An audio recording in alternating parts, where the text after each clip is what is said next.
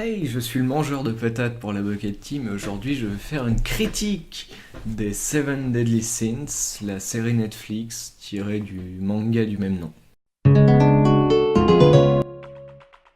Alors, tout d'abord, cette série, moi j'ai trouvé ça très sympa.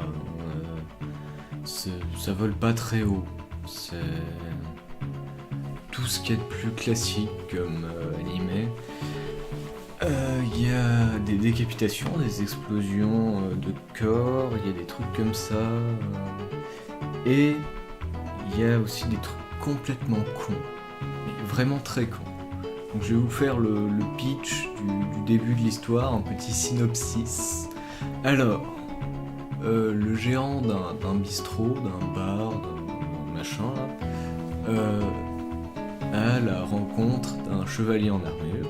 Ce chevalier en armure s'avère être une princesse en fuite. Et cette princesse en fuite lui demande de chercher les Seven Deadly Sins. Et le twist qui dure même pas un épisode, c'est que le gérant de la taverne, c'est le chef des Seven Deadly Sins. Ça vole vraiment pas haut. Déjà, quand elle est arrivée et qu'elle lui a dit ses missions, il aurait juste pu dire « Ouais, c'est moi. Allez !» Bon, alors, les Seven Deadly Sins, les 7 péchés mortels, les 7 péchés capitaux, sont tirés des 7 péchés capitaux. Et chacun des péchés est représenté par un personnage. Donc, le personnage principal et le premier qu'on voit, il s'appelle Meliodas, c'est la colère. Bon, il se met en colère, je crois, même 3 fois en tout, dans la saison 1. Donc, niveau colère, ça passe.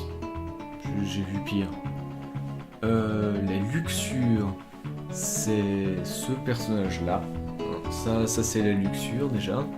Au niveau du ressenti du visage, là, il pue la luxure. Et alors, faut pas se fier aux apparences, mais là, c'est un petit début. Le type parle comme, je sais pas, une description d'un Pokédex ou un Wikipédia, mais pas très bien écrit.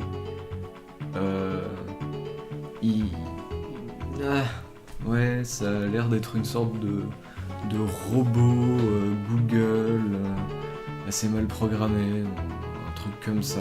Et ils font aussi apparaître des personnages de la légende du Graal, dont Arthur, qui ressemble à ça, ça, à la limite ça passe, et Merlin.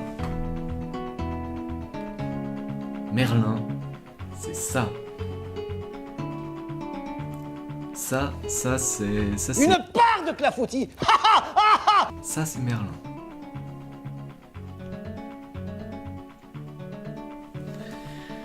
Eh ben dis donc, il a bien changé.